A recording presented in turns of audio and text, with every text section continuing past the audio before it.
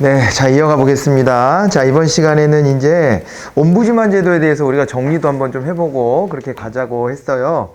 옴부즈만 제도는 일단은요, 이빨 없이 집 지키는 게 이런 이제 별칭도 있죠?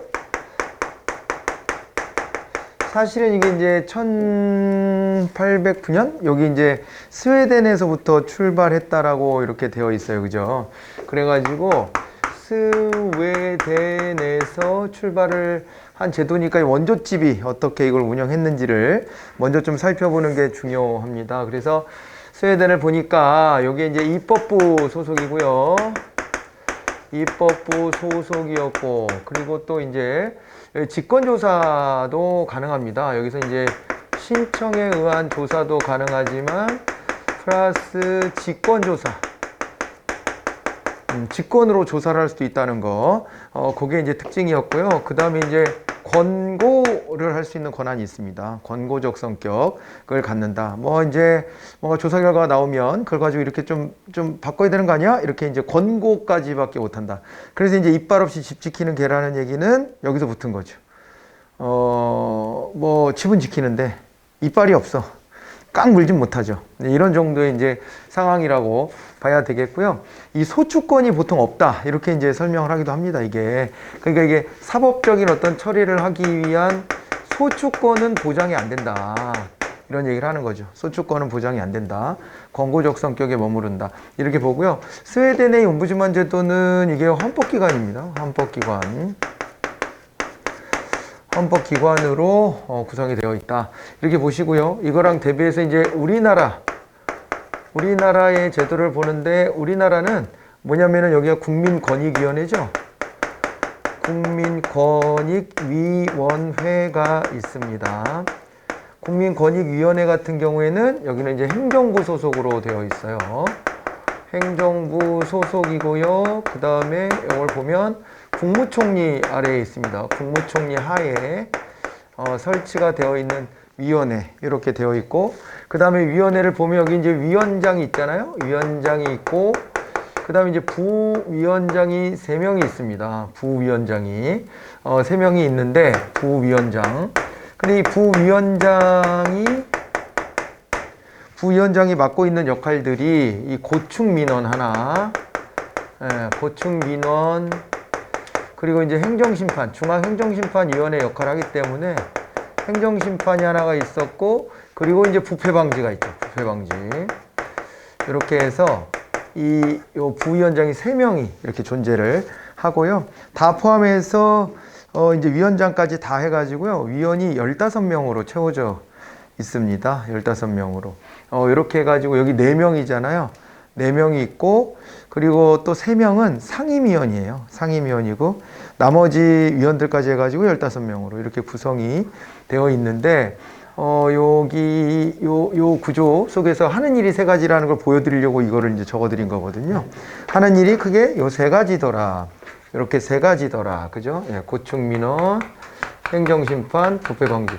우리가 이 중에서 이제 옴부즈만이라고 여기를 지칭하는 이유는 무엇보다도 고충민원 때문에 그래요. 그죠? 고충민원을 제기했을 때 이것에 대해서 조사하고 권고한다. 뭐 이 지점 때문에 여기를 옴부즈만이라고 하는 것인데, 여기서 보면 우리나라는 이제 신청조사만 가능합니다.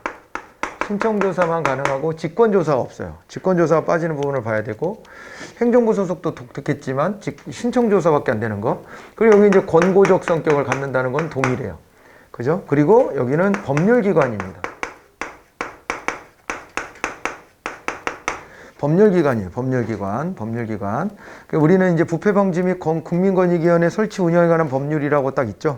그래서 그 법에 근거해서 이렇게 이제 옴부즈만을 운영하고 있다. 이런 이제 기본적인 비교를 해놓고 한번 들어가 봐야 됩니다. 자, 그랬을 적에 우리 이제 옴부즈만과 관련해서 570번 문제를 한번 같이 볼까요? 옴부즈만에 대한 설명으로 옳지 않은 것 그랬는데, 행정부가 입법부의 통제로부터 자율권을 갖기 위한 수단이다. 이렇게 말할 수는 없는 거죠. 왜냐면은 이게 원래 원조집으로 가보면, 여기 가보면 어때요? 여기 지금 이제 행정부가 입법부의 통제로부터 자율권을 갖기 위한 수단이 아니라 입법부가 행정부를 견제하는 외부 통제 수단이 되는 거잖아요. 이대로만 놓고 보면 여기는 이제 외부의 공식 통제가 되는 거고요. 외부의 공식 통제이고, 우리나라식으로 따지면은 여기는 어떻게 되는 거예요? 여기는 이제 행정부 소속으로서 내부의 공식 통제다. 이렇게 봐야 되죠. 요 점에서 차이가 존재합니다. 자, 그래서 이게 원조집을 기준으로 보면 자율권을 갖는다 이렇게 말하기는 어렵고요. 정의롭지 못하거나 잘못된 행정에 대해 관련 공무원의 설명을 요구한다 이렇게 되어 있습니다. 그죠? 관련 공무원의 설명을 요구한다. 이런 얘기가 나왔고, 그리고 또 옴부즈만은 법적으로 확립되고 기능적으로는 자율적이다. 이렇게 또 되어 있네요. 그러니까 이게 뭐 누구 의원의 뭐 입법부 소속이라고 해서 의원의 통제를 받는다든가 이런 일은 없어요. 그죠? 이런 일은 없고 자율적으로 활동하고, 특히 여기에서는 스웨덴식의 옴부즈만에서는 직권조사도 가능하기 때문에 스스로 능동적으로 움직일 수 있는 여지도 생기는 거거든요. 이런 점도 같이 볼 수가 있고, 제도의 기본 성격은 청원이나 진정하고 유사하다. 이렇게 정리를 할 수가 있습니다. 그래서 뭐 민원, 청원, 진정, 옴부즈만 이런 것 좀 유사해요. 그러니까 내가 어떤 불이익을 당했다고 생각할 때 쓸 수 있는 수단인데, 각각 개별 법에 따라서 그 성질을 세부적으로 조금씩 차이가 있지만, 우리 뭐 국민 입장에서는 내가 억울할 때 이것도 이용할 수 있고 저것도 이용할 수 있고 뭐 이런 정도가 되는 겁니다. 그죠? 그렇게 볼 수가 있고, 그리고요 이제 그 정도 하고 이제 지나가 보겠습니다. 옴부즈만에 대해서 이제 우리나라 국민권익위원회를 한번 가볼게요. 573번 문제로 가봅니다.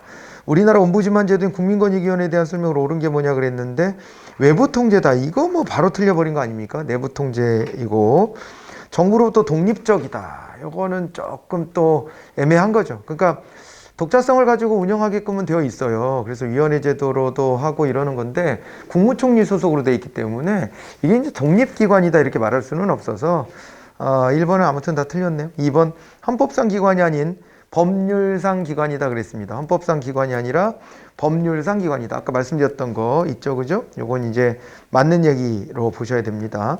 접수된 고충민원은 접수일로부터 1년 이내에 처리하여야 한다. 이렇게 이제 나와 있습니다. 그죠? 예, 이렇게 되어 있는데, 요거는요 지체 없이 하게 되어 있어요. 고충민원은 다른 민원하고 다르게 이 민원의 성격 자체가 옴부즈만이 고충민원을 다룬다고 그랬잖아요. 이제 요거는 당장의 권리 침해가 있다라고 전제하기 때문에 빠르게 지체 없이 해결해 줘야 되는데요. 늦어도 60일이에요. 우리 보통 이런 거 감사 청구를 하든 뭘 하든 이거 뭘 요구하면 60일, 2달 정도의 기한을 주고 그 기간 안에 해결하게끔 하는 게 많이 있거든요. 이것도 이제 늦어도 60일 이내에는 처리를 해야 되는 거 아니냐. 이렇게 이제 보고 있고요. 됐죠? 네. 그렇게 되고, 그리고 또 하나는요, 이게 고충민원이 제기가 됐는데 4번에 나와 있는 것처럼 이렇게 볼 수는 없어요. 왜 그러냐면은 이게 이제 국회, 법원 이런 데까지 다 되는 게 아니고, 국민권익위원회 어디 소속이에요? 행정부 소속이잖아요. 그래서 행정부에 대해서 들여다보고 거기서 이제 어떤 민원이 발생했는가를 보는 거라, 행정부가 한 행위를 전제하고 이 제도가 운영되는 것입니다. 여기 스웨덴식도 마찬가지잖아요. 이걸 입법부 소속으로 두고 입법부에서 뭘 잘못한 거를 받아들여서 그걸 조사한다는 얘기가 아니에요. 그 얘기가 아니라 입법부가 아니라 이제 행정부에 관련된 통제 수단으로 봐야 되기 때문에 요 4번 틀렸고요. 위원회 결정 법적 구속력 강제 집행력이 없다 그랬습니다. 이빨 없이 집 지키는 게. 그렇게 해서 아까 답은 이제 2번으로 이렇게 확인을 하시면 되겠네요. 됐죠? 자, 이렇게 받으시고요. 576번 정도 가볼까요? 우리나라 시민 예산 참여. 이것도 일종의 이제 견제, 통제 수단이기도 합니다. 예산을 쓸 때 자기들 멋대로 쓰는 것이 아니라 의회의 동의도 구해야 되지만 시민들의 참여도 점점 확대되고 있다라고 하는 부분인데요. 자, 예산 편성 단계에서 특정 사업의 시행과 관련해서 주민 발안을 할 수 있다 이렇게 돼 있는데, 발안이라는 표현이 조금 요 표현 써도 될까 싶기도 하지만 넓은 의미로 보면 다 이제 그 안에 들어온다라고 봐야 되는데, 이게 주민참여 예산제도 말하는 거 아니겠습니까? 우리가 이제 주민참여 예산제도나 이제 국가 차원에서의 국민참여 예산제도를 하고 있는데, 요 제도들의 특징은 뭐였어요?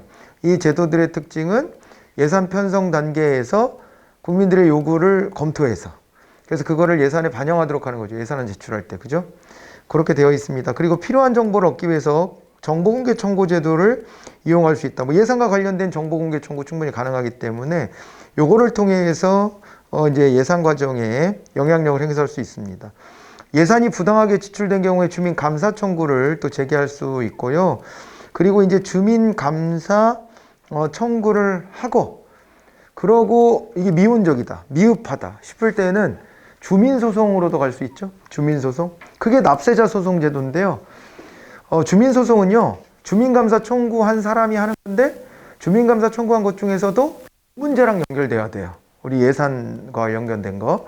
그래서 이제 그걸 가지고서 주민소송 제도로 가는 것이기 때문에, 그렇기 때문에 요거 이제 지방자치 차원에서는 이런 게 다 완벽하게 완벽이라는 말은 좀 그렇지만 어쨌든 적어도 그 틀은 다 갖추고 있습니다. 그런데 이 중앙정부 차원에서는 말입니다, 이 국민소송 제도를 갖추고 있지를 못해요. 그러니까 국민감사 청구 제도는 있어요, 없어요? 있어요. 국민감사 청구 제도가 이 법률에 근거해서 있어. 이 법률에 근거해서. 이 법률에 보면 여기서는 있잖아요. 그 19세 이상 국민들 그 300인 이상이면은 그럼 어떻게 해요? 국민감사 청구를 할 수 있어. 어디다가? 감사원에다가. 이 법에 이게 부패 방지 및 국민권익위를 설치 운영하는 법률이니까 부패 방지 관련해서 그런 이제 제도가 있습니다. 그렇지만은 그 감사 결과가 미온적일 때, 그럴 때 우리가 국민소송을 제기할 수 있느냐 하는 것인데, 그 국민소송을 제기할 수 없어요. 제도가 없어요. 그렇게 해주면 좋겠는데 그런 게 없어요. 그죠? 그런 게 없어. 그래서 이거 잘 생각해 보면 빈틈들이 많이 있거든요. 이런 거 왜 정치권에서 먼저 얘기 안 하나 몰라. 그냥 국민들이 좋아할 텐데. 국민들이 아직 별 관심이 없나? 국민소송제도라든가 아니면은 뭐 우리 저 국민소환제도에서 국회의원 소환하게 한다든가 말이야. 그죠? 아니 국민발안이라든가 비어 있는 것들이 꽤 많이 있거든요. 아직도 비어 있는 게 있는데 그거를 언젠가 이거를 국민들의 표를 얻으려 할 때 좀 누군가는 써먹지 않을까 싶었는데 안 써먹더라고요. 이건 국민들이 잘 모르고 있어서 그러기도 한가 싶기도 한데 아쉬운 부분이에요. 어쨌거나. 그죠? 납세자 소송 제도가 지방자치 차원에서만 존재한다. 그렇게 봐야 됩니다. 그래서 답은 4번이 되겠네요. 민원도 여러 종류가 있습니다. 방금 전에 우리 고충 민원에 대한 얘기도 이제 했습니다. 그죠? 그래서 거기 2번에 그 고충 민원에 대한 설명이 나와 있고요. 복합 민원이라고 되어 있는데 이거는 5세대 이상이 공동이와 관련해서 5명 이상의 연명으로 제출. 이건 틀렸네요. 이거는 복합 민원이 아니라 다수인 관련 민원, 다수인 민원이에요. 그렇게 되고 복합 민원은 뭐냐면 내가 민원을 제기했는데 이것을 처리해 줄 수 있는 기관이 한 군데가 아닌 거예요. 여러 군데가 같이 힘을 합심해 가지고 처리해야 될 사안이야. 그런 거를 우리가 복합 민원이라고 하는 겁니다. 그런 걸 복합 민원이라고 하고, 다수인 관련 민원은 어떤 거다? 다수인 관련 민원은 5세대 이상. 그죠? 이렇게 해서 여럿이 동시에 제기하는 것. 이렇게 보셔야 돼요. 1번이 바로 답이 됐습니다.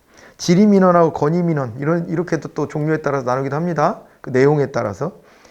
이건 내용이죠. 질의를 하기 위한, 그럼 형식이잖아요. 건의를 하는 형식, 이런 것들. 이렇게 있습니다. 민원의 종류들은 이렇게 다양하게 좀 나눠볼 수가 있겠고요. 그 다음에, 됐죠? 그런 정도 한번 해볼까요? 그렇게 보고 행정개혁으로 가보죠. 정부혁신. 네, 정부혁신. 기존에 안 하던 것을 새롭게 확 도입하는 게 정부혁신이에요. 그죠? 그래서 이게 폭넓게 사용되죠. 정부 재창조를 비롯해 여러 가지 개념으로 사용되기도 하고요. 정부혁신은 변화하는 환경이 요구하는 조직의 능률성 향상을 목표로 한다. 이렇게 되어 있는데, 아무래도 정부혁신의 방향은 기존의 관료제가 비능률로 점철됐다. 이런 이제 평가 속에서 혁신이라는 얘기들이 많이 이루어졌기 때문에 이것이 이제 보통 보면 조직의 능률성 향상하고 연결된다라고 볼 수가 있죠. 그리고 정부혁신의 방법과 전략은 나라마다 차이가 있죠. 그런데 기본적인 방향은 좀 공통적인 요소가 있어요. 방금 전에 말씀드렸다시피 관료제의 비능률성을 극복하고, 그죠? 예, 능률성을 기업가적으로 좀 올리는 겁니다. 이게 이제 정부 혁신이죠. 우리가 그러다 보니까 정부 재창조론이라고 했을 때에도 그때도 이제 그런 기업가적 정부 같은 것들을 얘기했었잖아요. 그렇게 연결할 수 있고요. 정부 혁신은 구조적인 측면과 함께 운영 체제까지를 다 포함한다. 그러겠죠. 구조를 바꾸는 거, 이런 것들이 매우 중요하다. 이렇게 보시면 됩니다. 우리가 이제 새 정부 들어서기 전에 나오는 그 정부 조직 개편 상황 같은 거, 그게 이제 바로 구조적 측면으로 정부 혁신을 해보려고 하는 거거든요. 구조적 개편을 하는 건데 어떻게 변화될지는 좀 지켜보세요. 그리고 관심 갖고 좀 보셔야 될 대목입니다. 우리 시험과 관련해서도. 그죠? 시험과 관련해서 당장 올해 시험에 그거를 딱 반영하기는 좀 쉽지는 않아 보이긴 하는데, 예, 그러긴 하는데 시간상으로도 그렇고 그렇긴 한데 그래도 한번 관심 있게 지켜는 봐두셔야 될 것 같고 여러분들이 공무원 할 거잖아요 또. 그러니까 이제 관심 있게 지켜는 보시는데 그런 게 이제 구조적인 변화라고 볼 수 있는 거죠, 그렇죠? 그런 것이고요. 그 다음에 또 한번 가볼까요? 뭐 이런 정도 보시고 나머지 갈게요. 그냥 좀. 뭐 이거는 정답 보고 해설 보고 체크하고 뭐 그러셔도 될 것 같고 584번 정도는 한번 같이 풀어볼까 합니다. 행정개혁의 일반적 특징으로 이제 볼 수 없는 게 뭐냐 그랬습니다. 행정개혁은 행정 시스템을 의도적으로 변화시키려고 하는 것이죠. 그래서 불가피하게 관련자들의 저항을 수반합니다. 항상. 그러니까 왜 하필 우리를 건드리냐 이런 식의 생각을 할 거예요. 개혁이 필요하다라고 말하는 것에 대해서는 그 누구도 반론 제기를 안 할 겁니다. 그렇지만 자기네들이 개혁 대상으로 지목됐다. 그럴 때 그들이 가만히 있겠나? 이런 부분이 이제 떠오르죠. 그래서 1번은 이제 그럴 것이고 행정개혁은 성공 여부에 대한 불확실성과 위험이 있죠. 이 속에서 새로운 방법을 고안하여 적용하고 실천하는 동태적이고 행동지향적인 과정이다 이렇게 되어 있습니다. 그래서 기존에 했던 방식에서 벗어나서 새로운 것들을 이제 시도하기 때문에 이런 이제 변화들을 기대해 볼 만하고요. 그 다음에 행정개혁은 행정체제가 갖는 생태적인 속성상 생태적이라는 얘기는 환경하고의 영향력이 있다는 거예요. 그죠? 환경에 영향을 받는다는 걸 생태적이라고 얘기하는 거죠. 우리 환경 생태론 얘기할 때 그때 생태 기억해 보시면 됩니다. 그죠? 그랬을 때 이 계속적인 과정의 성격이 있다.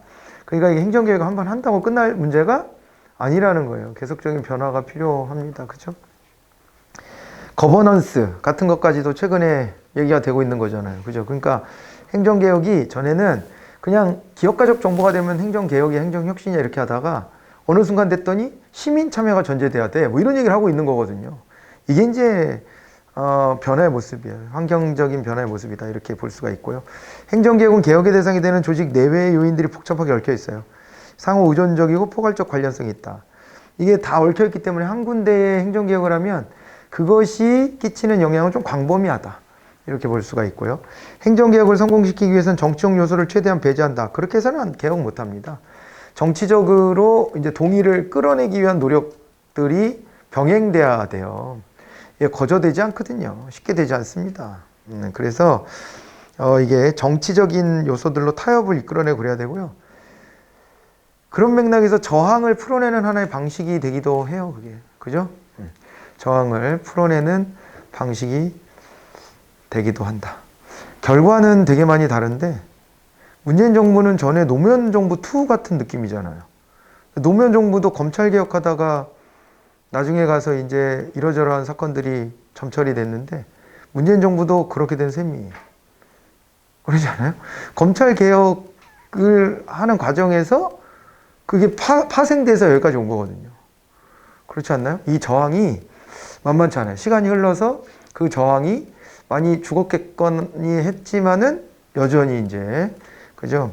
방법론적인 어떤 문제 제기일 수도 있고요. 검찰 개혁의 큰 틀에서는 뭐 국민들도 다 원하는 거고 다 이제 받아들입니다만은 구체적인 개혁으로 들어갔을 때는요. 당사자 반발 그리고 어떤 뭐 정치적인 성향에 따른 찬반의 여론 뭐 이런 것들이 다 맞물리기도 하고 그죠? 그리고 또 파급되어서 또 이해 관계자들이 많이 생기잖아요. 이들의 영향 뭐 이런 것들도 분명히 존재하기 때문에 항상 이게 정치적으로도 잘 풀어낼 수 있는 게 매우 중요해요. 차라리 국민의 여론을 제대로 안고라도 가든가. 그죠? 그래서 국민들이 강하게 이렇게 딱 압박하면 당사자들의 저항도 수그러들 수밖에 없거든요. 이제 그래서 방법론적인 것까지도 국민들이 합의를 도출하고 그렇게 가는 게 바람직한데 말은 뭐 우리야 뭐 항상 쉽게 하는 거지. 말은 쉽게 하는 건데 현실에서 많이 어렵긴 하겠죠. 근데 노력을 이런 방향으로 많이 해야 된다는 거예요. 정치적으로도 잘 해결해야 되는데 자칫 이것이 어떻게 보면 개혁 대상하고 타협을 한다라는 느낌을 줄 수도 있어요.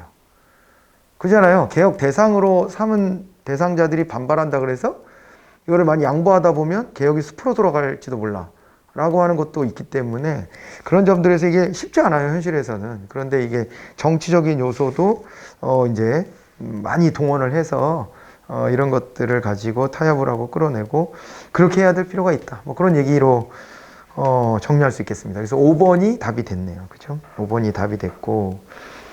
그리고요, 그 다음에 이제 여기에서 개혁의 접근 방법들이 여러 가지가 있잖아요. 586번 문제로 요걸 한번 풀어볼게요. 거의 이제 마지막입니다. 행정개혁의 접근 방법에 대한 설명을 옳지 않은 것 그랬을 때, 사업 중심적 접근 방법은 행정활동의 목표를 개선하고, 그리고 서비스 양과질을 개선하려는 접근 방법으로 분권화를 확대하고, 그리고 이제 권한을 제정하고 명령 계통을 수정한다 이렇게 돼 있는데 이게 정말 산출 중심 접근 방법 맞는 것 같아요? 구체적인 종류들 말이에요. 그것이 지금 있잖아요. 산출 중심적인 것 같지 않죠? 분권화를 확대하고 권한을 재조정하고 이거 구조적인 접근을 하는 거예요. 구조적인 접근을. 여기 있는 권한 떼다 저기다 붙여놓고 그죠? 조직을 하나 더 만들어서 권한을 분산시켜 놓고 뭐 이런 식으로 한다면 그게 구조적 개편이지 산출 중심 접근 방법이다 이렇게 말할 수 없는 거거든요. 1번이 바로 답이 됐네요. 과정적 접근 방법이 있는데 요거는 또 행정체제의 과정 또는 일의 흐름을 개선하려는 접근 방법이다 이렇게 또 표현이 되어 있습니다. 그죠? 이제 그렇게 보시고 그 다음에 또요. 행태적 접근 방법이 있어요. 행태적 접근 방법은요. 그 구성원들의 마인드, 태도, 가치관 이런 거를 이제 바꿔내는 것이거든요. 그래서 OD 기법 같은 거 쓰는 겁니다. OD 기법, 조직 발전. 그 연결되는 게 훈련 방법으로는 뭐가 있어요? 감수성 훈련 그렇죠. 이게 다 연결되는 거예요. 사람들의 행태를 바꾼다 그러면요. 리더십으로는 변혁적 리더십. 그죠? 교육 훈련 방법으로는 감수성 훈련. 그리고 조직 혁신 전략으로는 조직 발전. 이렇게 되는 거거든요. 이것도 말이 쉽지. 보통 일이겠습니까? 사람 가치관이 잘 바뀌나? 잘 바뀌나? 아니, 바뀌는 사람들도 있더라고요, 보면. 그죠? 바뀌는 사람들도 있는데, 그런데 이제 그게 전체적으로 보면 쉽게 잘 안 바뀌는 경향이 더 강한 것 같아요. 한번 형성된 세계관, 가치관이 잘 안 바뀌는 게 그렇지 않나? 아니, 우리 노인 세대는 반공 이데올로기 여전히 작동하잖아요. 분명히 남북관계의 상황도 많이 변했는데 안 변했어라고 인식하고 그대로 고수가 되잖아요. 네. 그러니까 이제 그런 걸 봐도 집단적으로 봤을 때 그 가치관이 바뀌기 쉽나? 이게 세대 갈등이 된 것 같아요. 지금 이제 중년층들은 또 민주화 세대. 그래서 거기에 성향은 좀 진보적인, 정치적으로 봤을 때 이런 성향이 있는 거고요. 그죠? 이게 세대 간의 이런 차이들이 딱 나타나는 거 보면 집단적으로 봤을 때는 한번 이렇게 형성된 자기가 성장하고 살았던 시대적 배경을 가지고 형성된 가치관이 그냥 손바닥 뒤집듯이 확 바뀌는 것 같지는 않아요. 바뀌는 사람들은 있으나 전체적으로 바꾸기 어렵다. 그러면 행정 조직 안에서도 마찬가지 아닐까? 이들의 가치관이나 태도를 확 바꾼다? 이거 쉽지 않은 일이죠, 사실은. 근데 이런 방법도 같이 동원돼야 되는 건 맞는 것 같아요. 그죠? 그렇게 얘기되는 거고, 문화적 접근 방법이 있어요. 문화론적 접근 방법. 요거도 진짜, 이거는 그야말로 진짜 서서히 바뀌고, 세대가 교체되는 것을 전제해야 될 가능성이 많아요, 이거는. 그렇지 않아요? 세대가 바뀌지 않으면 문화는 잘 안 바뀐다. 이렇게 볼 수가 있어요. 이 생활 양식으로서의 문화이기 때문에, 그게 세대가 바뀌는 정도의 시간이 좀 필요한 것 같아요.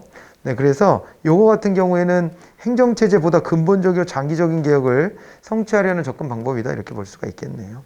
1번이 답이었고 나머지는 다 맞는 얘기로 봐두시면 되겠습니다. 그런 식으로 해서 보시고 요즘에는 복합적인 접근을 하잖아요. 그죠? 복합적 접근을 한다 이렇게 해서 봐두시면 됩니다. 우리나라면 행정개혁의 사례 이런 것도 나왔는데 그거는 그냥 답안 보고 이런 게 있었나 보다 하고 그냥 지나가시면 돼요. 또 나올 가능성이 많지도 않고 그리고 또 기본적인 상식 같은 걸 물어보는 형태라 그거는 우리가 이제 이런 행정학을 공부할 때 글쎄 약간 격까지 해당될 수 있는 부분들이고 그렇습니다. 아무튼 그래서 일단 그 정도로 마무리하죠. 6단원은 7단원으로 가보겠습니다. 이제 7단원 가도 되겠죠? 7단원 갑니다. 이제 자, 지방행정의 일반 이론으로 한번 가보도록 하겠습니다. 우리 여기서는요 뭘 공부해요? 여기서 이제 무엇보다도 이 지방자치의 뿌리를 봐야 됩니다. 지방자치의 뿌리. 역사적으로 한번 보시면은 이게 우리가 처음에는 막 그 집단을 이뤄서 돌아다녔다면서 채직경제 시절에. 그죠? 돌아다녔어. 돌아다니다가 그러다가 이게 생산경제로 바뀌면서 정착을 합니다. 정착을 하니까 마을 공동체가 형성이 됐고요. 이게 규모가 커지면서부터는 치안의 문제가 있어요. 치안의 문제가. 사유재산 보호, 치안 이런 문제들이 생겼다라고 보고 그런 부분들을 해결해 주기 위해서 나보다 힘이 센 강력한 통치자를 원했고요. 그래서 역사를 보면 역사의 진보를 중앙집권화에서 찾지 않아요? 그러잖아요. 우리가 고조선 때부터 출발해서 조선시대 올 때까지 이게 점점 어땠대요? 고대 사회에서 중세, 근세, 이런 식으로 근세, 근대 넘어오는 과정에서 보면 근대 이전까지는 근대 말고 근대 전까지는 중앙집권화가 되는 것이 역사의 진보라고 방향을 잡아서 공부하실걸요? 여러분들이?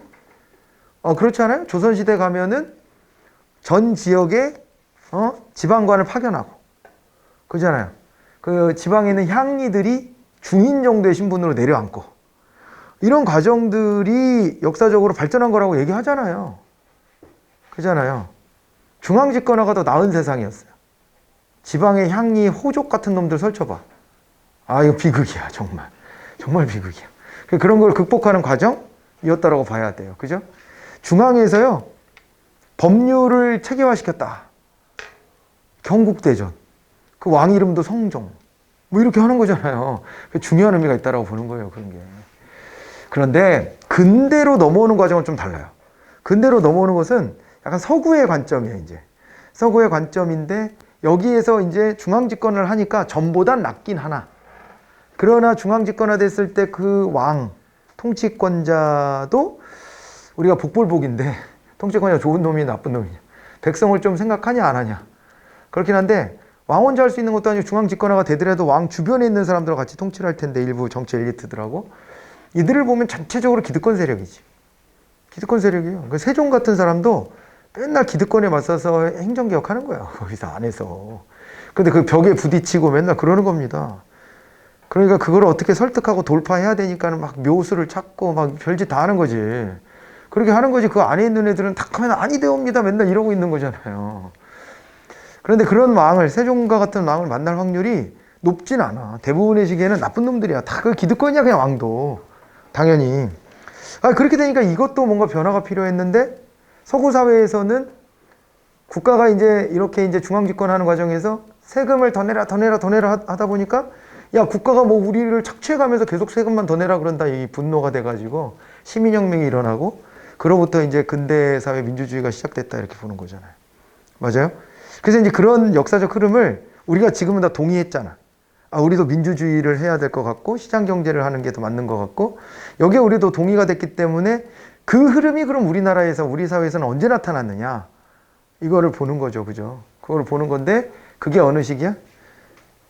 그게 우리 주장으로는 조선 후기 때부터 우리 나타났다라고 우리는 주장하는 것이고 그죠? 아니라고 이제 반박하는 사람들도 있는 거고 그런 거죠. 그래서 그냥 우리도 양심은 있기 때문에 조선 후기가 근대다 이렇게 말하기는 그렇고 좀 근대가 태동하고 있는 것 같진 않아? 이렇게 근대 태동기지 이렇게 얘기를 하고 있죠. 그죠? 그렇게 하고 있어요. 이게 서구적 관점이다 보니까 거기에 이제 탁 갖다 붙으려고. 그 일본은 오히려 거꾸로 그래서 어떻게 했냐면 자기네들은 타라론 이런 거 있었잖아요. 자기는 아시아가 아니라 그랬어. 근대화한 다음에 우리는 아시아가 아니야. 이거 자기의 뿌리조차도 부정하는, 그죠? 우린 유럽이야, 막 이런 거.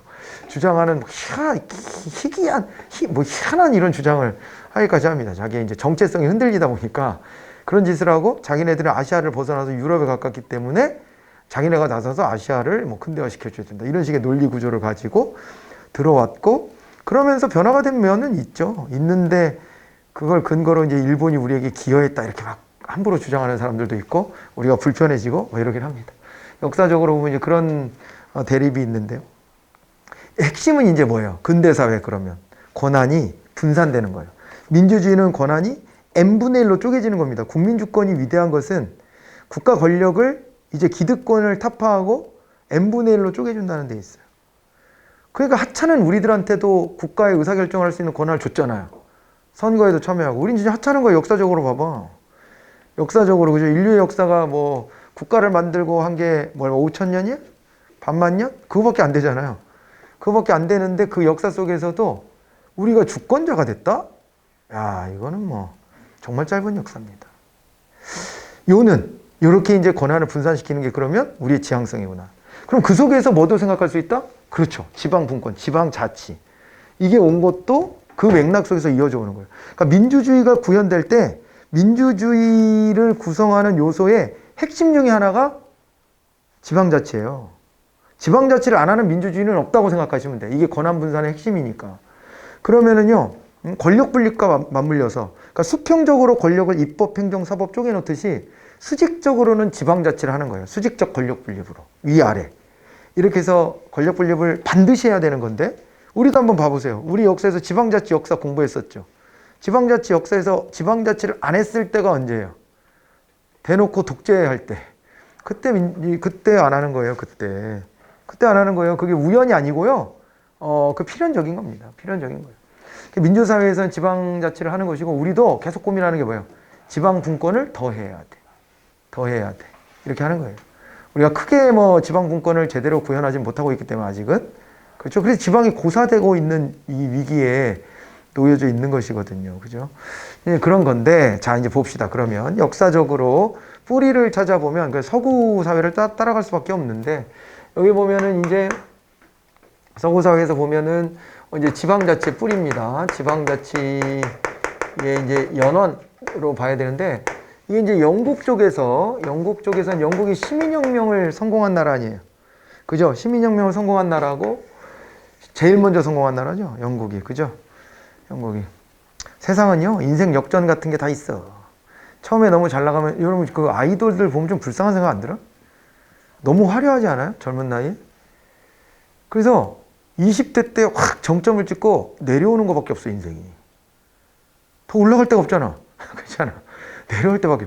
이게 물론 우리들 루저들의 정신승리일 수도 있으나, 그러나, 이게 보면은요, 그게 너무 빨리 꽃이 피면 그 이면 그림자도 커져. 그게요, 역사적으로도 되게 많이 확인돼요. 국가도 그래요. 국가도 그런 게 영국이 제일 먼저 이런 걸 한 이유가 뭐예요? 기득권이 두텁지 못해서 그래. 섬나라여가지고요. 얘네가 사실은 변방이었거든요. 변방이고, 얘네들 역사를 보면 자기 그 북유럽 애들이 그 바이킹 하면서 내려와서 막 장악하고, 뭐, 거기에 영향력 받아서, 그죠? 그때부터 뭐가 좀 꿈틀꿈틀 대다가 뭐 이런 역사들이 있어, 보면. 그래가지고 얘네는 막 변방으로 별로 관심도 못 받던 애들인데, 그러다 보니까 기득권을 타도하기가 조금은 더 용이하지 않았을까라고 분석하기도 해요. 물론 심령명이 일어날 때는 얘네도 체계화된 중앙집권을 했기 때문에 꼭 그 분석이 타당한지는 따져봐야 되긴 하겠으나, 어쨌건 그 뿌리가 되게 견고하지는 않았던 그런 경향도 좀 있다라는 분석이 있죠. 아무튼 그게 영국이에요. 영국이 심령명을 최초로 했고요. 1688년에 명예혁명이라는 걸 완수해요. 그러고서 얘네 민주주의를 처음 합니다. 그러다 보니까 얘네는 되게 근본적인 방향으로 지방자치도 접근을 했다. 그게 바로 뭐였다? 그게 이게 주민자치였고요. 주민자치 안에서는 뭐였다? 여기서는요, 지방자치를 하는 것은 당연한 거예요. 그냥 천부 인권과 관련된 거예요. 그래서 이것은 고유권이다. 지방자치를 하는 것은 고유권이다. 고유권. 이런 개념을 접근했어요. 그런데 독일, 여기는 제대로 중앙집권의 틀을 좀 못 갖춘 경향도 있었습니다. 초기에는. 워낙 이게 분열이 되고, 그 역사가 좀 복잡해요. 그러다 보니까 중앙집권화 자체가 좀 늦었죠. 중앙집권화 자체가 좀 늦고, 그런 면에서 여기는요, 오히려 아직까지 중앙정부의 힘이 좀 강했던 시절, 근대로 넘어올 때, 그렇다고 볼 수 있고요. 그런 역사적 뿌리 속에서 단체자치의 형태로 지방자치를 이제 조금씩 시작했다. 이렇게 봐야 되는데, 여기는 중앙정부가 시키는 일, 위임해준 일을 지방정부가 하게끔 만든 거. 그래서 여기선 전래권이라는 얘기를 하는 것이죠. 전래권설. 그죠? 이렇게 이제 출발을 하는 겁니다. 그래서 여기는 지방분권으로부터 출발을 했고, 지방분권적이고, 이쪽은 중앙집권적이고, 뭐 이런 얘기들을 한 거예요. 그죠? 그리고 뭐 나머지 얘기들 쭉 다 쓸 수 있으나 지금 뭐 다 정리할 것까지는 없고, 일단은 여기는 뭐 행정통제가 여기는 되는데 여기는 안 돼가지고 입법통제, 서법통제를 했다 그런 거가 있고, 여긴 정치적인 자치를 했고 여기는 법률적 자치를 했다 그런 말도 쓰고, 그 다음에 여기는 뭐 또 뭐예요? 그 지방 자치를 할 때 권한을 얻고 그 위임 사무를 대하고 이런 태도에서 보면은 여기는 이제 모든 것들을 있잖아요. 다 개별적 수권의 개념으로 바라보죠. 그래서 위임 사무, 자치 사무에 대한 구분 자체가 잘 없다. 왜냐하면 지방 정부가 자기네 하고 싶은 걸 하는 거고 안 하고 싶은 걸 안 하는 개념으로 접근하기 때문에 개별적 수권이다 그러는데 저쪽은 어때요? 이쪽은 개별적 수권이 아니라 저기는 여기는 이제 포괄적 위임. 어디에서나 중앙정부가 위임해준 일을 하는 것이 지방정부다. 이런 식의 접근을 하는 거 아니겠습니까? 그렇게 이제 봅니다. 그렇게 이제 정리를 해놓고 591번 문제로 한번 문제를 통해서 한번 다시 한번 확인해 보겠습니다. 주민자치란 지방주민의 의사와 책임하에 스스로 주민이 선출한 대표자를 통해서 이제 지역의 공공사무를 처리하는 것이다. 이렇게 되어 있습니다. 자기네들끼리 원래 천부인권을 가지고 국가도 만들었던 것처럼 지방정부도 자기네가 만드는 거예요, 그냥. 고유의 권한이에요. 이것에 대해서 국가가 간섭하고 관여할 수 있는 여지가 있다 없다? 없다. 니들이 뭔데? 이렇게 되는 거고요. 단체자치는 독일과 프랑스 등 유럽 대륙을 중심으로 발달했다 이랬고, 주민자치는 주민 참여에 중점을 두는 제도다. 단체자치에서는 중앙정부의 특별행정기관과 지방자치단체의 행정기관이 지방에 동시에 공존하는 일은 없다 그랬는데 그렇진 않죠. 이 4번이 틀렸네요. 그러니까 이게 뭐냐면은 단체자치를 하다 보면은 지방자치단체를 통해서 위임사무를 실현하기도 하고, 그 다음에 때로는 지방에 자기네가 직접 어떻게 해요? 저 특별지방행정기관을 만들어서 직접 개입하기도 하고 그러는 것 아니겠어요? 그죠? 그렇게 해서 4번을 답으로 찾아가시면 되고, 이렇게 아직까지도 직접적으로 개입하려고 하는 여지들을 많이 가지고 있는 거예요. 사실은. 단체자치는 중앙집권적 성격이 있는 것이죠. 이런 이제 문제들이 이렇게 쭉 나오는데, 그거 여러분들이 이제 나머지 좀 해보셔도 되겠죠. 592번 같은 것도 이제 그거 아까 말씀드렸던 거 그거에 대한 비교예요, 비교. 네, 비교니까 여러분들 해보시고요. 제가 설명 안 드렸던 것 중에 하나 이거는 보이네. 우리가 기관 대립형이 있고 기관 통합형이 있습니다. 그죠? 그 중에서 영국은 지방자치를 할 때에도 중앙정부에서처럼 기관 통합형을 선택을 해요. 그래서 여기가 기관 통합형이라고 이해하시면 돼요. 여기는 기관 대립형이고. 그렇게 받으시면 되는데, 이제 물론 이것만으로 설명이 다 충분하진 않아요. 그런데 이제 뭐 결과적으로 그렇게 된 거거든요. 결과적으로 그렇게 나타난 현상이라 얘가 기관 대립형, 얘가 기관 통합형. 이렇게, 아니 여기가 통합형이지. 여기 기관 통합형, 여기 기관 대립형. 이렇게 해서 가주시면 되고요. 그렇게 역사적인 맥락이 있어서 이제 그렇게는 됐을 텐데, 그런 구분도 한다. 그 무조건 적용되는 것은 아니겠지만 대체로 단체자치일 때 기관 통합형을 한다. 그러니까 우리나라로 예를 드세요. 독일로 하면 좀 애매해져. 독일도 의원내각제거든. 독일로 하면 애매해지. 독일이 의원내각제란 건 근데 2차 세계대전 끝나고, 그죠? 끝나고 의원내각제 형태로 이제 전환돼 들어온 거니까 지금이야 의원내각제고, 얘네들 뿌리를 보면은 중앙집권적인 힘이 중요하게 여겨지고 할 때는 통치권자 한 사람을 탁 내세우는 경향이 있거든요. 우리 기관 대립형. 이렇게 발전시킨 역사가 있는 건데요. 이게 독일로 했을 때 좀 복잡하다 싶으면 우리나라를 생각하면 돼요. 우리나라가 단체자치 성격이 강하잖아. 근데 이제 이 안에서 보면은 우리가 기관 대립형을 하고, 영국은 기관 통합형을 한다. 그죠? 그걸 가지고서 접근해 보시면 됩니다. 그런데 이게 아무튼 케이스 바이 케이스예요. 근데 전체적으로는 미국에서도 있잖아요. 미국은 지역마다마다 또 좀 달라요. 지역마다마다 지방자치를 하는 형태들이 일률적이지가 않거든요. 그렇게 접근을 한번 해봐야 됩니다. 아무튼 제가 설명드린 선에서 여러분들이 풀어내시면 되고, 594번으로 가볼게요. 최근에는 새로운 시대적 요구에 부응하기 위해서 상대적 의미의 지방분권화를 실현하려는 노력이 세계 도처에서 꾸준히 경주되고 있는 바, 다음 중 지방분권화의 촉진 요인이랬습니다. 우리가 갈수록 지방분권화가 일어난다라고 하면 그게 촉진 요인이 뭐냐? 일단 1번, 중앙집권에 따른 과밀 과소의 폐해가 있죠. 우리야말로 진짜 계속 오늘도 벌써 몇 번 사례가 이제 언급이 되는데, 수도권 중심적인 게 너무 심하기 때문에, 아니 우리가 뭐 홍콩, 싱가포르 같은 도시국가도 아니고 지금 있잖아요. 이렇게 되니까는 집값 단가 비싸지고, 그러면 결혼하기 힘들고, 그러면 뭐 애들 못 낳고, 애들 못 낳으면은 뭐 인구 문제 심각해지고, 그러면 거기로부터 국민연금은 앞으로 어떻게 될 것이며, 이런 문제들이 다 발생되는 거거든요. 그래서 그런 것들을 놓고 보면 이게요, 중앙집권에 따른 과밀과소의 폐해가 있습니다. 그러니까 한 군데는 과밀되고 중앙집권에서 멀어진 데는 과소가 되는 거거든요. 그런 폐단이 등장합니다. 집값이 서울 수도권만 그렇게 막 난리지 나머지 지역 보면 빈집 문제 때문에 심각합니다, 지금. 그 얘기도 몇 번 해드렸죠. 그래서 이렇게 이제 양쪽으로 쏠리는 이런 현상이 벌어지기 때문에요. 그렇다라고 한다면은 지방분권화를 조금 더 해서 자율권을 줘야 되지 않냐. 이렇게 보고 정보화 진전에 따라서 꼭 굳이 내가 물리적인 출근을 해야 되는가. 이 문제도 이제 생기는 거예요. 그죠? 물리적 출근을 꼭 해야 되나? 이런 거. 줌 같은 거가 요즘에 보편화돼 가지고요. 그죠? 줌 같은 거. 여기 익숙해지면 사람들이 그 안에서 살아남는 법을 다 익혀. 지금 예전에는요, 강의를 들어야 되면은 어떻게 해요? 일단 현장 강의 듣는 게 제일 생생하고 좋죠. 그리고 그 시간도 딱 엄수하게 되고. 그렇게 되다가, 그러다가 이제 온라인 강의가 생겨서 그게 하나의 대안으로는 여겨졌는데, 그게 이제 좀 보완적인 관계처럼 이렇게 왔단 말이에요. 그렇게 오다가 이제 줌 시대가 되면 줌이 이게 널리 퍼졌잖아요, 지금은. 그러다 보니까 한 번씩 쓰다 보면 이제 구분이 될 거예요. 현장이 그래도 낫다 싶은 분야도 있겠지만, 야, 이거 그냥 우리 줌으로 만날까? 이렇게 하는 것이 익숙해지겠죠. 그렇게 되지 않을까? 그렇게 되어져 가고 있죠. 그러다 보니까 이렇게 되면 사람들이 일을 할 때도 협력업체, 사람들을 맨날 옆에 근거리에다 두고 쫓아다니면서 만나서 꼭 일을 해야 될 필요를 잘 못 느낄 수 있죠. 거기다 그걸 뒷받침해 줄 수 있는 게 메타버스잖아요. 요즘 메타버스 얘기 많이 나오는데, 그냥 지금 단계에서 보면은요, 그 제페토? 일부러 들어가서 해봤다? 제페토 초딩들이 하는 거라며. 거기 내가 들어갔잖아. 들어가서 거기서 같이 막 뛰어다녀 보고 막 그랬는데, 근데 이게 지금은 이걸 왜 해야 되나? 이게 뭐지? 이게 재밌나?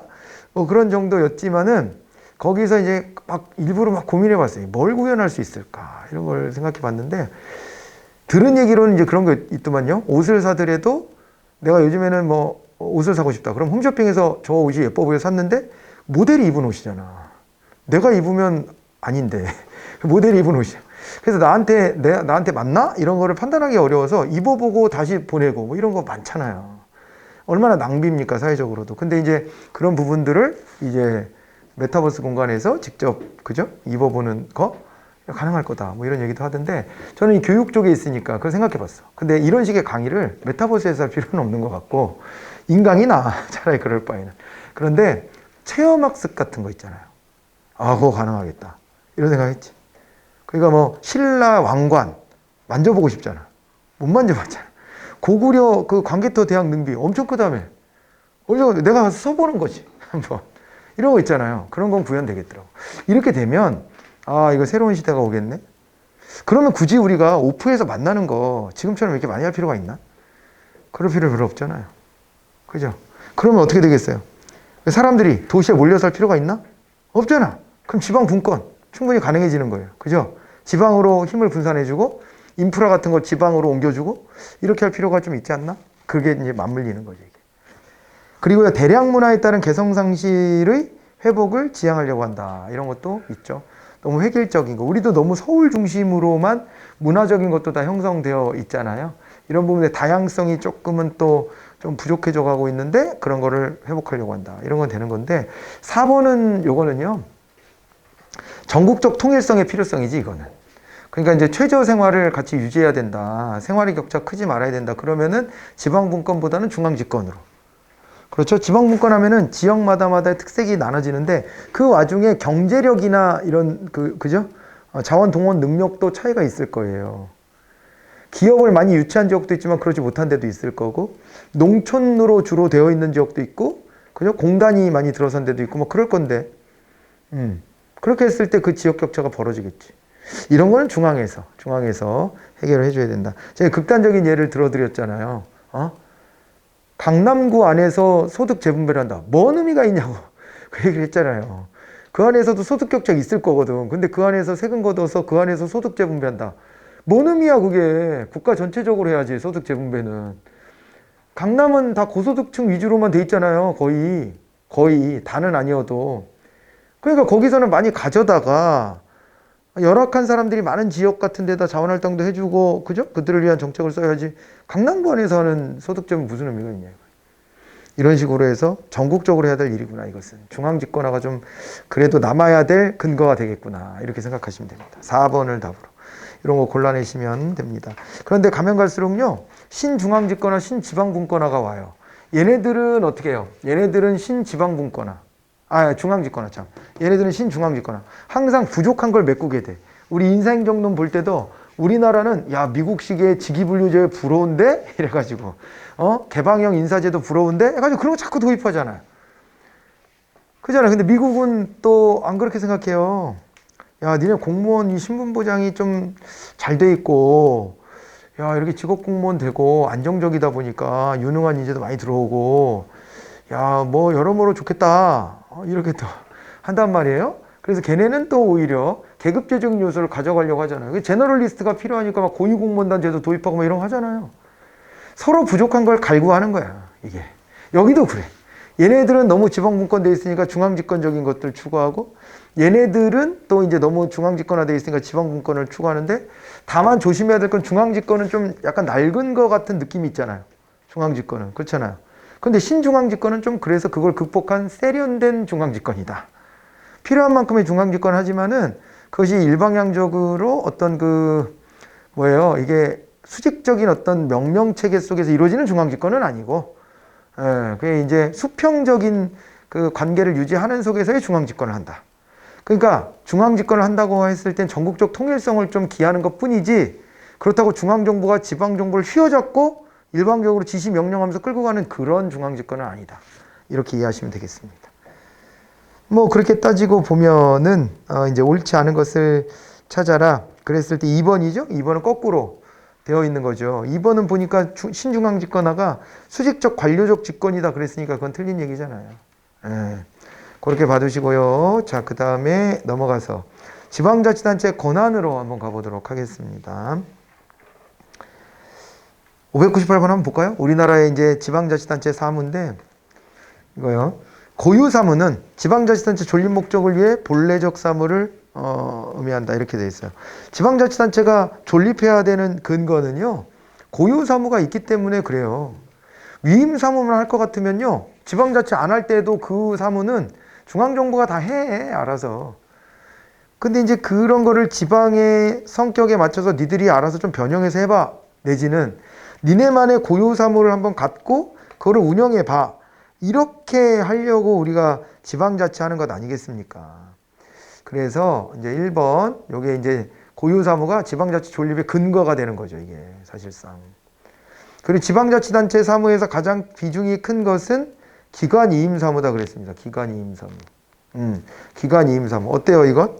지방자치단체 사무에서 가장 비중이 큰 것은 기관이임사무다. 이게 우리나라 통계를 내보니까 그렇더라는 거예요. 아직도 그래서 우리가 중앙집권적이구나. 그런 얘기를 많이 하는 거예요. 그리고 고유사무와 위임사무가 명확하게 구분이 잘 안 됩니다. 이게. 그죠? 그러니까 단체 위임사무 같은 게 특히 그런 거잖아요. 섞여 있는 거잖아. 둘의 성격이. 그런 게 많지. 그런 성격을 많이 갖게 되지.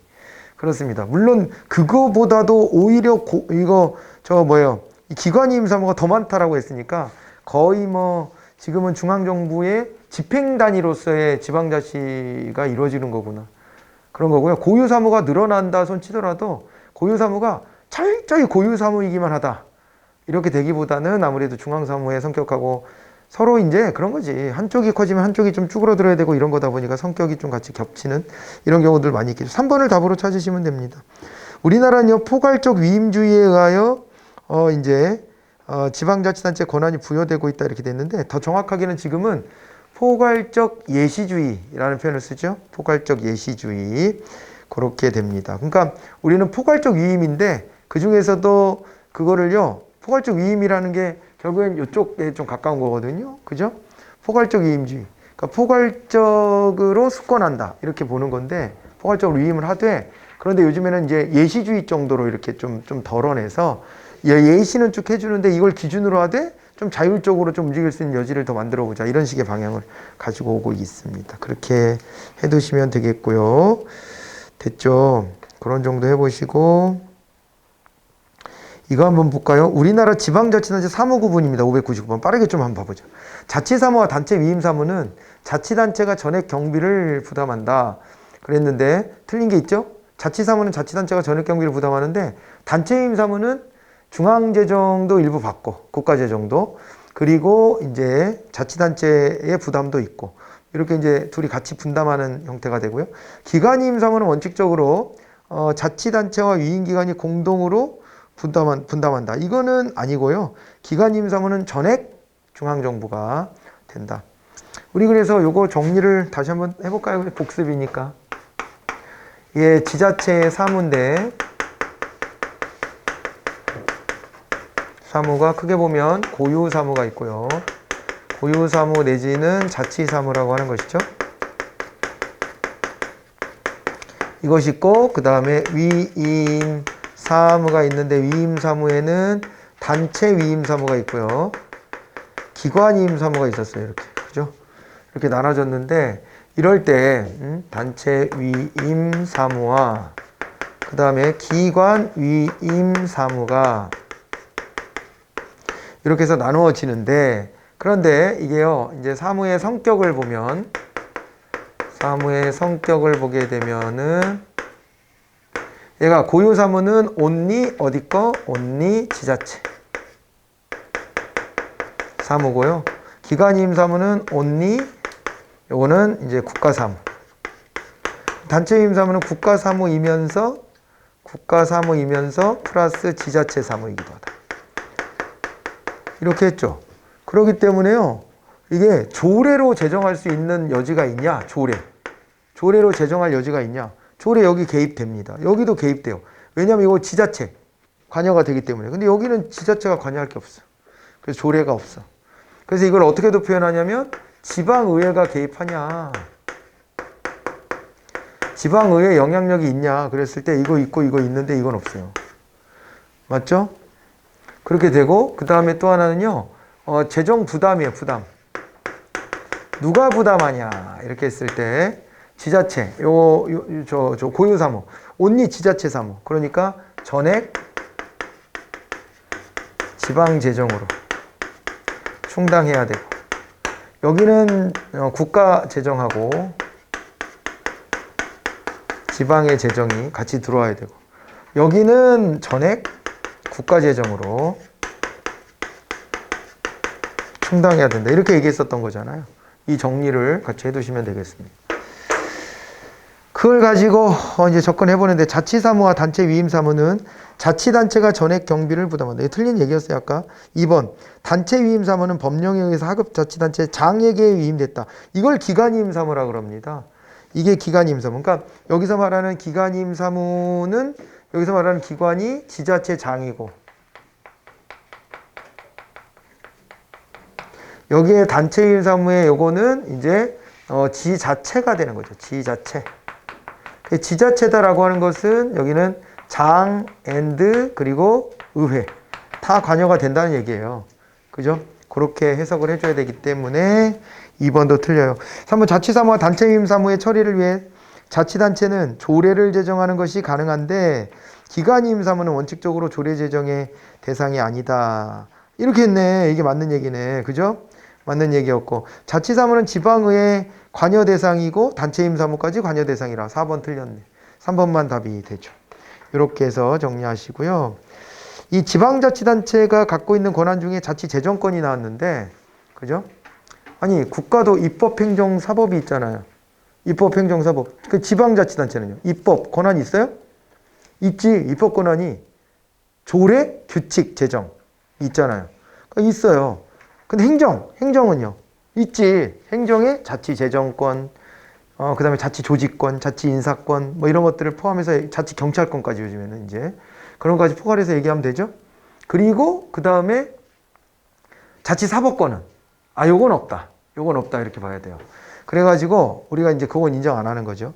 그렇게 해서 나눠보시면 되는 건데 이게 이제 자치재정권에 대한 얘기입니다. 1번은 맞는 얘기인데요. 거기 법률이 뭐죠? 법률이 바로 이게 이제 법률은 여러 개야. 법률은.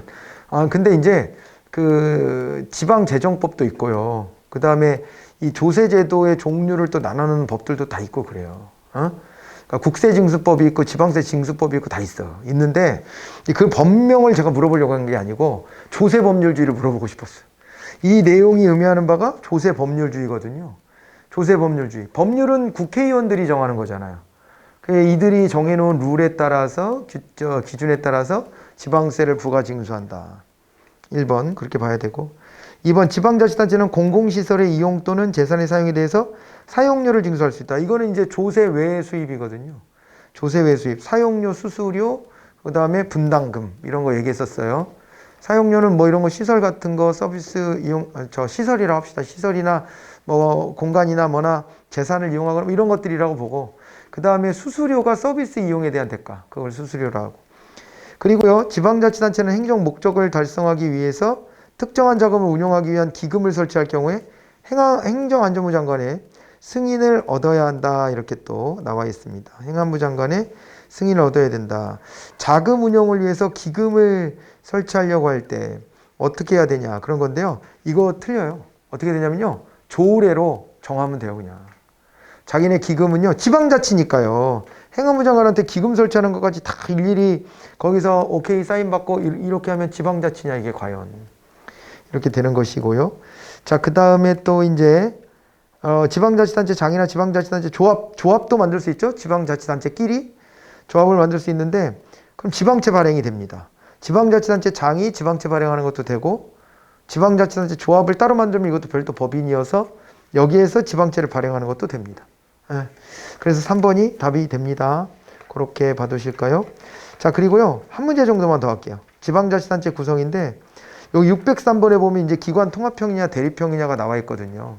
아까 잠깐 언급해드렸지만 기관 대립형 우리나라가 하고 있는 방식이에요. 얼마 안 있으면 이제 지방선거도 또 하시게 될 텐데, 장도 뽑고 의회 의원도 뽑고 따로따로 뽑잖아요. 그죠?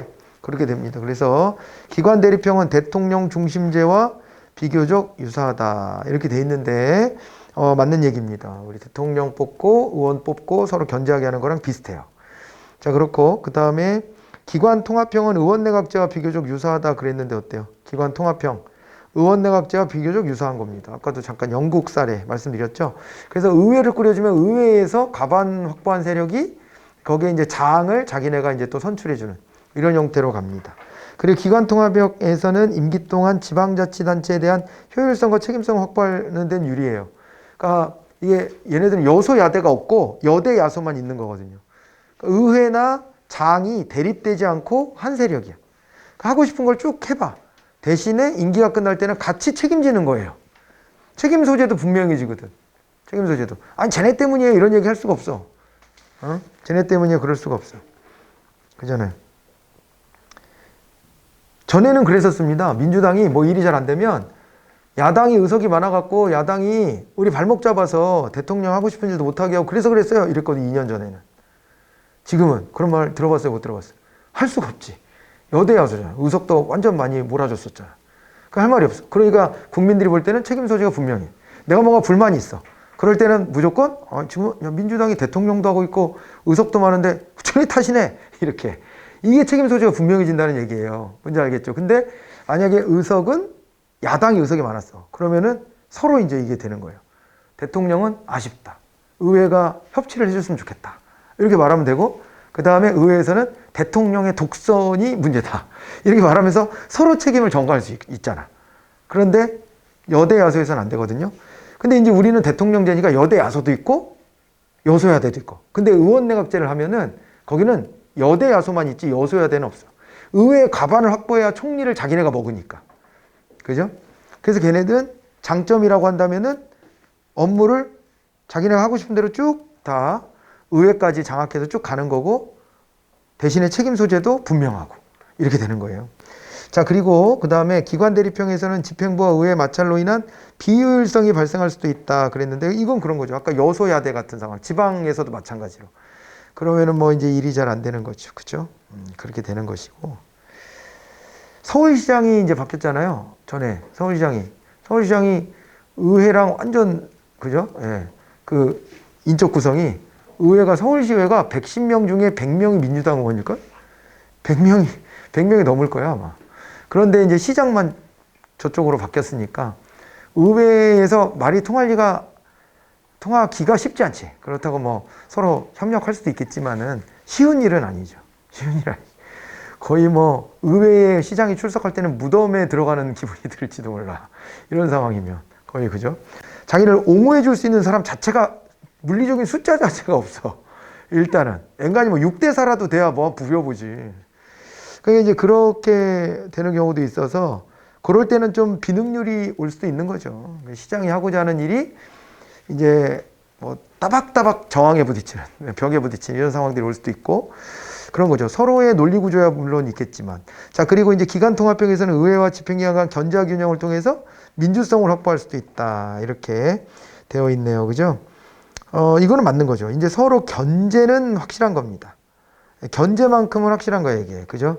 근데 아까도 말했지만 단점은 뭐 일이 잘 이렇게 원활하게 되지는 않는 그런 경향이 있어요. 그러니까 우리가 모든 걸 다 얻을 수 없다니까 항상 우리 재무행정부 때부터 통제냐 신축성이냐 뭐 그래서 민주성이냐 능률성이냐 이 대립되잖아요. 그런 개념처럼 접근하시면 되겠습니다. 됐네요.